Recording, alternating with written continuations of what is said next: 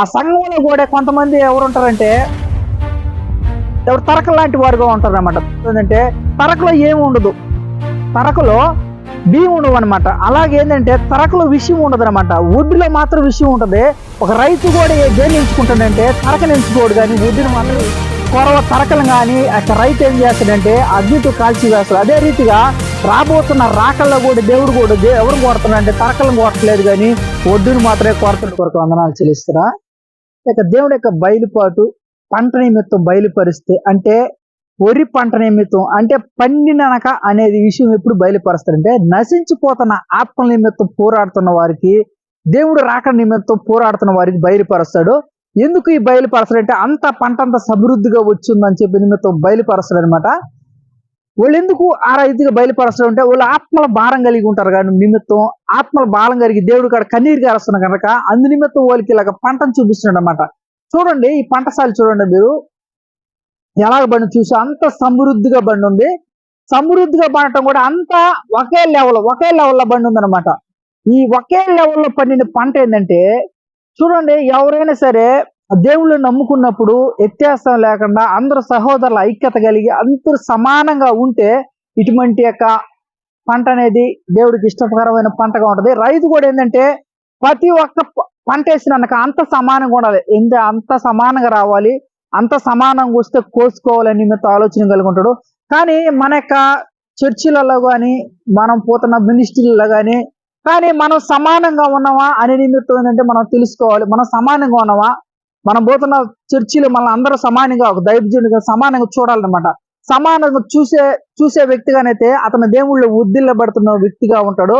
సమానంగా చూడలేని వ్యక్తిగా ఉంటే అంటే కొంతమంది తక్కువ వారుగా ఉంటారు, ఒక చర్చికి పోతే కొంతమంది జాబులు చేసేవారుగా ఉంటారు, కొంతమంది ఇంకొక రకంగా ఉంటారు. కొంతమంది యొక్క దైవజనులు కొంతమంది ఎలాగ ఉంటారంటే ఉన్నవారు మాత్రం ప్రేమిస్తారు, లేని వారు మాత్రమే వాళ్ళు చిన్న చూపు చూస్తుంటారు. అది ఎంత మాత్రం అది దేవుడి యొక్క వాస్తవంగా ఏంటంటే దేవుడికి ఇష్టకరమైన పరిచయగా ఉండదు. అది ఎందుకంటే దేవుడు ఏంటంటే సమానంగా చూడమని ఆ ఆలోచన అనమాట. ఆయన అందరిని ప్రేమించేవాడు కనుక మనం కూడా అందరిని ప్రేమించే వారిగా ఉండాలని మీకు తెలియజేస్తా. మరొక విషయం ఏంటంటే చూడండి, ఈ యొక్క పొలంలో ఒక పండిననక కొంచెం పొట్టు ఉంటది, కొంచెం ఏంటంటే తరకలు ఉంటాయి అనమాట, తరకలు ఉంటుంది, మంచి గింజలు ఉంటాయి అనమాట. చూడండి, ఒక దైవజనుడు ఒక దేవుడు పిలుచుకొని ఒక సంఘంగా ఏర్పరచబడినట్టు ఆ సంఘంలో కూడా కొంతమంది ఎవరు ఉంటారంటే ఎవరు తరకలు లాంటి వారుగా ఉంటారు అనమాట. తరకలు లాంటిగా ఉంటే చూడండి, మనం తరకల్లాగా ఉన్నామా ఒడ్డుల్లాగా ఉన్నామా అనే నిమిత్తం ఏంటంటే తరకలో ఏమి ఉండదు, తరకలో బియ్యం ఉండవు అనమాట. అలాగే ఏంటంటే తరకలో విషయం ఉండదు అనమాట, ఒడ్డులో మాత్రం విషయం ఉంటుంది. ఒక రైతు కూడా దేన్ని ఎంచుకుంటాడంటే తరకను ఎంచుకోడు, కానీ ఒడ్డుని మాత్రం ఎంచుకుంటాడు. ఒడ్డుని మాత్రం పండించినప్పుడు కోసుకున్నప్పుడు కొట్టుకు చేర్చుకోవాలని ఆలోచన కలిగి కొట్టుకు చేర్చుకుంటాడు అనమాట. కొరవ యొక్క పొట్టుని కానీ కొరవ తరకలు కానీ యొక్క రైతు ఏం చేస్తాడంటే అగ్నితో కాల్చి వేస్తాడు. అదే రీతిగా రాబోతున్న రాకల్లో కూడా దేవుడు కూడా ఎవరు కొడుతున్నాడు అంటే తరకలను కొట్టలేదు, కానీ ఒడ్డును మాత్రమే కొడుతున్నాడు. భూమి మీద కూడా ఒక రైతు పండించిన రైతు కూడా దేనికి కొడుతున్నాడంటే ఒడ్డును మాత్రమే కొడతాడు, తరకను కొట్టడు. తరకను ఆయన ఇష్టపడలేదు, కానీ ఒడ్డును మాత్రం ఇష్టపడుతున్నాడు. చూడు, అలాగే ఒక రైతుకే తరక మీద ఇష్టం లేనప్పుడు ఈ యొక్క భూమి ఆకాశం సుధించిన దేవుడు, ఒక మనిషిని చేసిన దేవుడు, ఒక మనిషి రక్షణ పొందుకొని ఆయన ఎలాగా ఉండాలనే విషయం ఏంటంటే మనిషి కూడా ఒడ్డులాగా ఉండాలని దేవుడు కోరుతున్నాడు. ఒక మనిషిని ప్రేమించేవాడిగా ఉండాలనుకుంటున్నాడు, ఒక మనిషిని సహోదరులుగా ఐక్యత కలిగి సమాధానం కలిగి ఉండాలిగా అని ఒప్పుకుంటున్నాడు. దేవుడు యొక్క పోలికలు కలిగి ఉండాలనే నిమిత్తం ఏంటంటే దేవుడు యొక్క ప్రణాళిక అనమాట. కానీ మనం ఎలాగున్నాం అనే నిమిత్తం ఏంటంటే అది నీకే తెలుసు, నువ్వు ఎలాగ ఉంటావు అనే నిమిత్తం నీకే తెలుసు. ఒకవేళ చర్చికి పోయే వ్యక్తి ఎక్కువగా ఉండొచ్చు, ఒక సంఘ పెద్దగా ఉండొచ్చు, లేదంటే ఒక దైవజనుడిగా ఉండొచ్చు, బలమైన అభిషక్తుడుగా ఉండొచ్చు.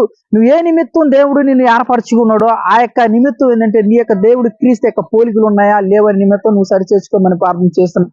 చూడు, ఎందుకు ఈ యొక్క పంట గురించి మేము ఒక వీడియో చేస్తున్నామంటే ఇలాంటి దేవుడి యొక్క బయలుపాట్లో కూడా ఇలాగా బయలుపరుస్తా ఉంటారు. ఎందుకంటే మేము ఒకసారి ప్లేర్ చేసి దేవుని అడిగినప్పుడు ఏంది ప్రభు నీ రాకడి ఎలాగ ఉందని చెప్పి అడిగినప్పుడు అదిగో పంట అంత సమృద్ధిగా ఉంది, అంత కోతకు వస్తుందని చెప్పేసి దేవుడు బయలుపరుస్తుంటాడు. కానీ ఈ బయలుపాటు ఏంటంటే దేవుడు ఒక వ్యక్తులు ఏర్పరచబడిన వ్యక్తులు భారం కలిగి ప్లేర్ చేసే వారికి, ఆయన చేసిన ప్లేరు పనిచేసిన పని చేయని వారికి అని మాత్రమే బయలుపరుస్తాడు. మరి ఎవరికి కూడా బయలుపరచరు. కానీ మన సంఘాల్లో కూడా ఇలాగా ఉండాలని చెప్పి దేవుడు కూడా కోరుకుంటాడు. అందరూ సమానమైన వ్యక్తులుగా ఉండాలని కోరుకుంటాడు. అందరూ సమానమైన వ్యక్తులుగా, అందరూ సమానంగా బలపరచబడాలి. అందరూ యేసుప్రభు రాకడికి సిద్ధపరచబడి అందరూ ఒకేసారి కోతకు రావాలని ఆయన కూడా ఆశపడుతున్నాడు. ఎక్కడ ఎక్కులు తగ్గులు లేకుండా, ఎక్కడ మనలో కల్మిషం లేకుండా అందరూ సమానంగా కావాలని యేసుప్రభు కోరుతున్నాడు. మనం కూడా ఆ రీతిగా మన సహోదరులు కానీ ఇతరుల వాళ్ళని కానీ ప్రేమించే వారిగా ఉన్నామని నిమిత్తం మనం కూడా జాగ్రత్త పడాలని, మనం కూడా క్రీస్తు యొక్క కోరికలు కలిగి దేవుడి యొక్క పనిలో పాలు పంపులు పొందే నిమిత్తం భారం కలిగి నడిపించాలి, నడుచుకోవాలని యేసుక్రీస్తు నామమున మనవి చేస్తుంది.